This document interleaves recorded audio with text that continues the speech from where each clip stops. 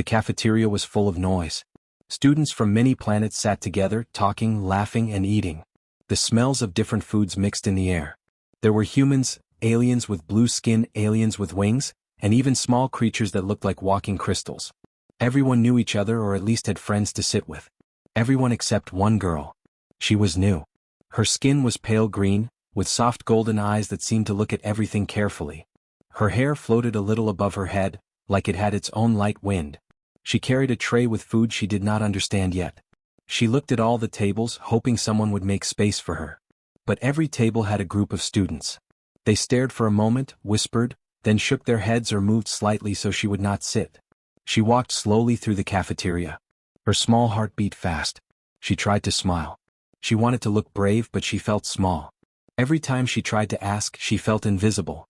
No one wanted her at their table. She carried the tray to the corner where no one sat. She placed it on a clean table by herself. She tried to eat quietly, not to disturb anyone. She picked up a fork and took a bite. The food tasted strange.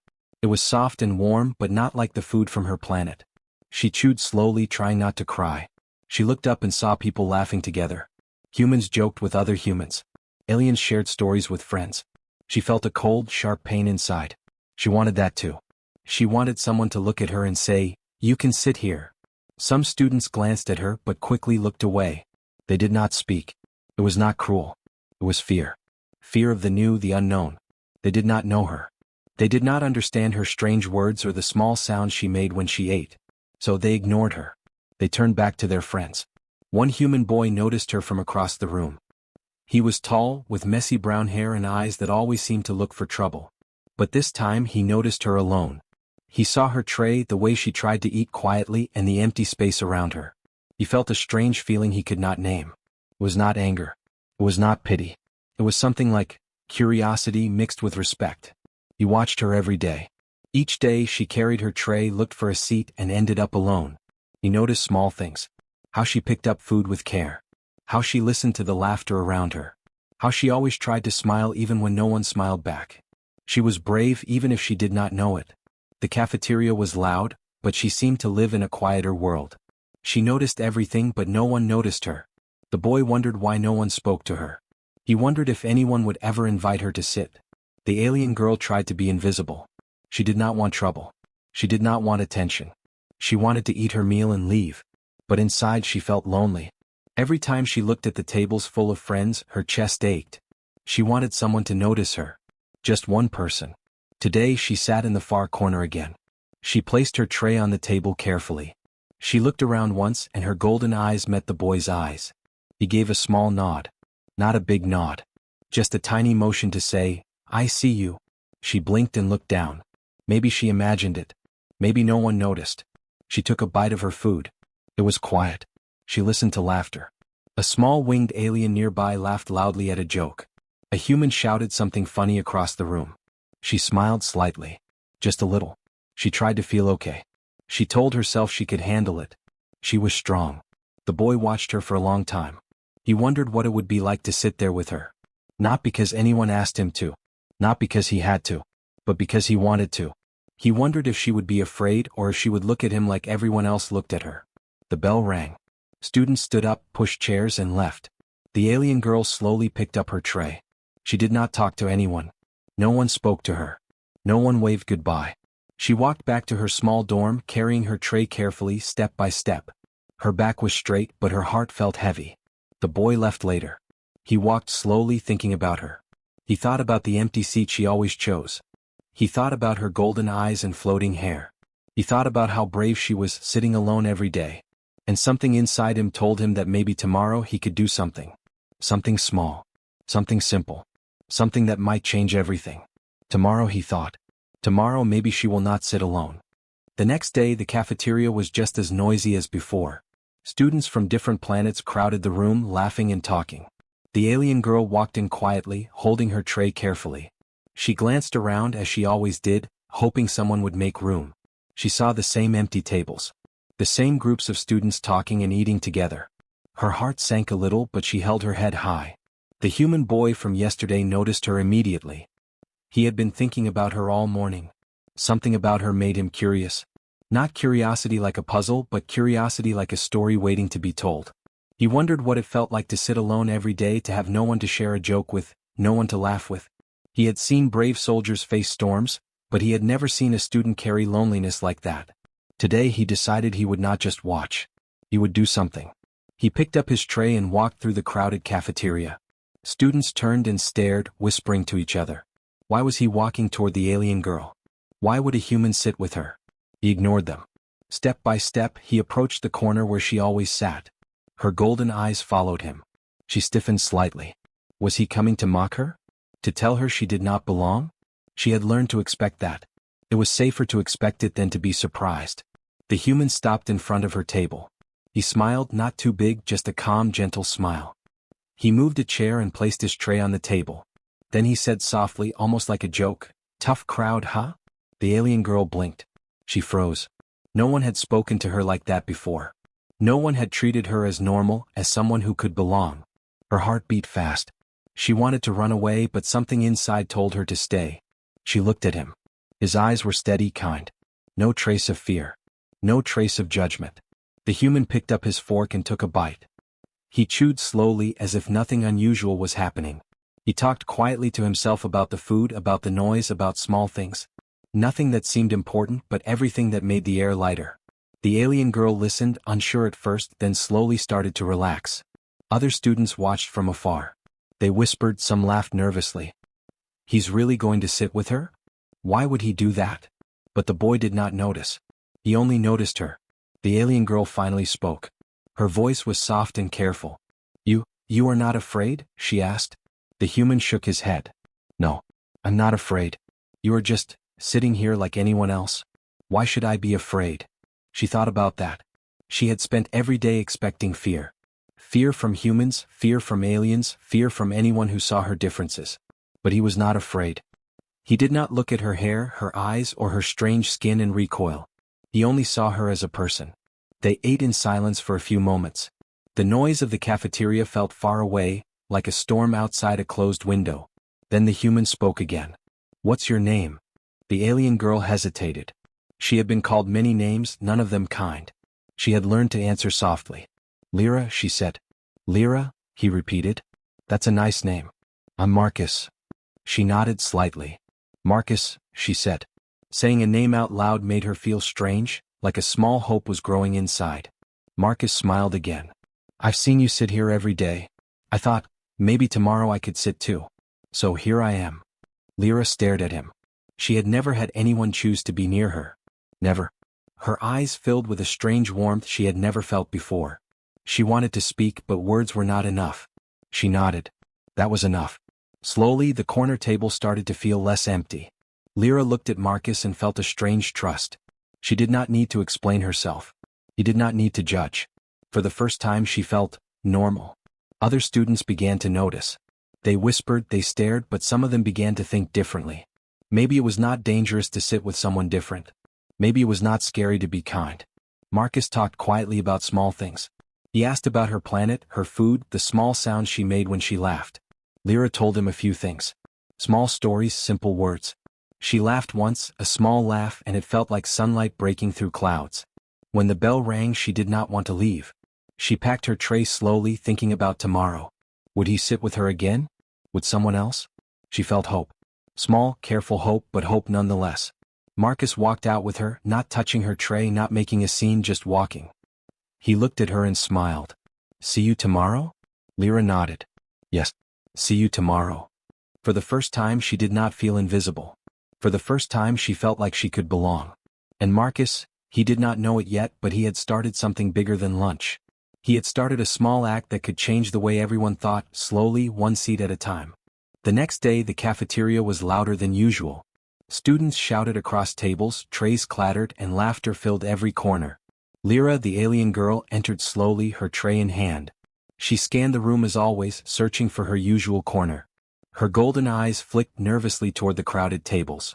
She felt the familiar tightness in her chest. But then she noticed Marcus. He was already there, sitting at the corner table with an empty chair next to him. He smiled casually, not making a big deal out of it, as if he had always belonged there. Lyra hesitated at the door. The cafeteria seemed bigger today, the noise louder, the stares sharper. But the calm presence of Marcus gave her courage. She walked toward the table. Every step felt heavy, but she moved forward.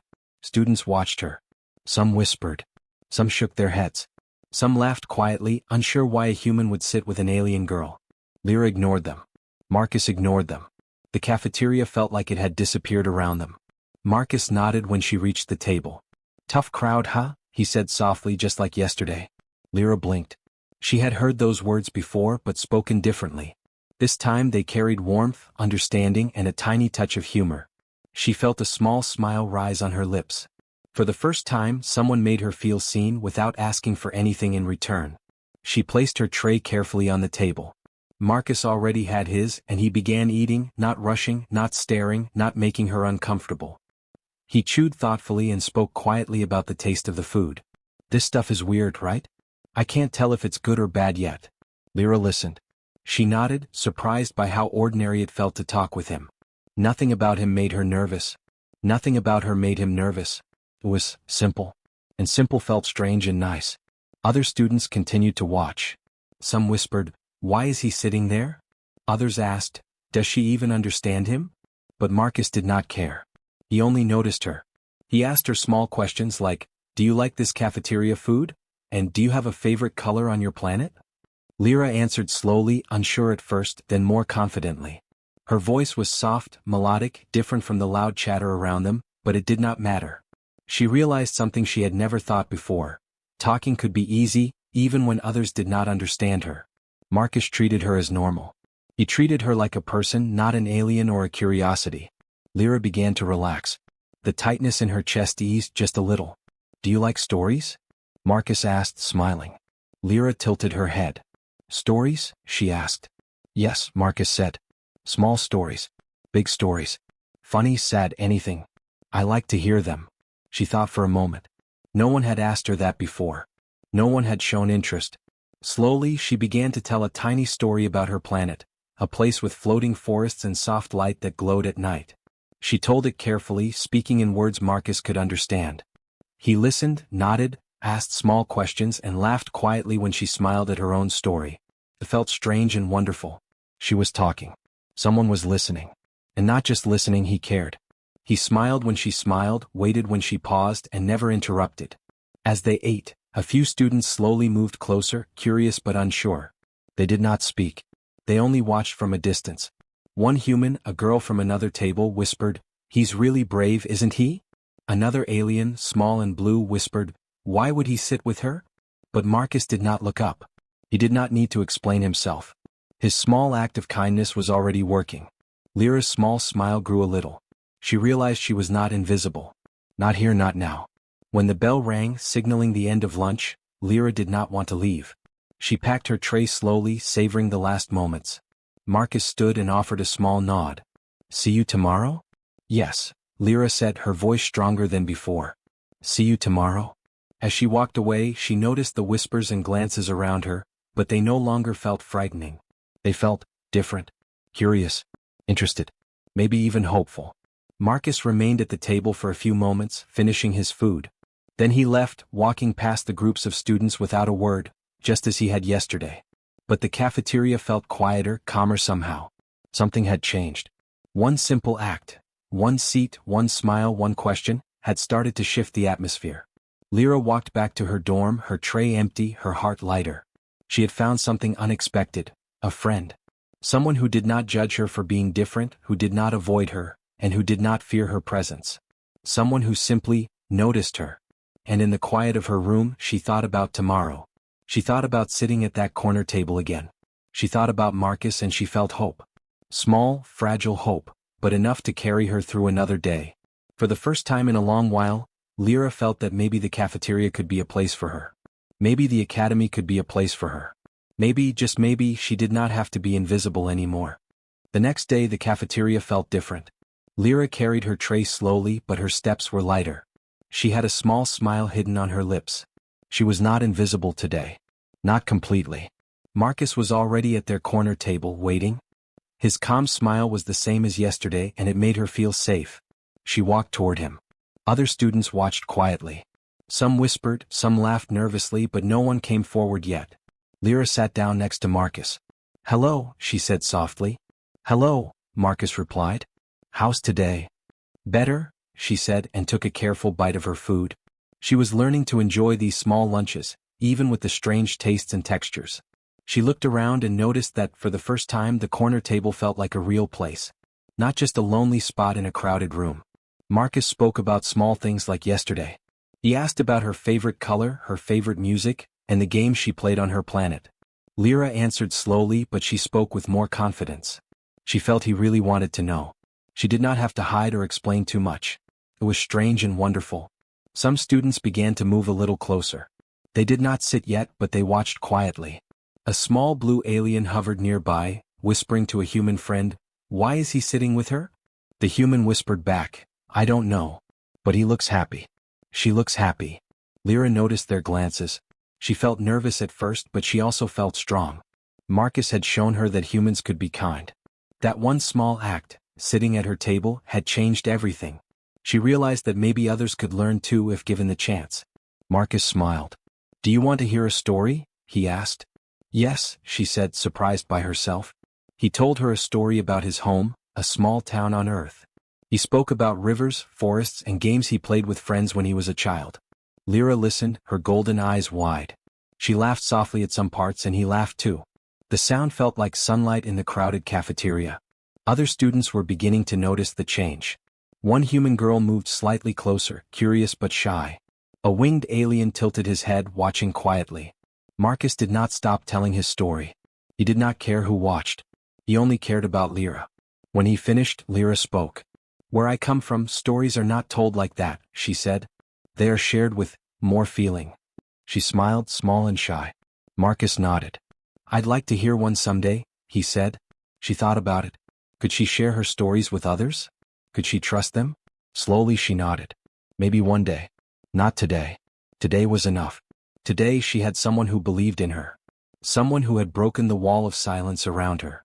The bell rang, signaling the end of lunch. Lyra packed her tray slowly. Marcus stood and offered a small nod. "See you tomorrow?"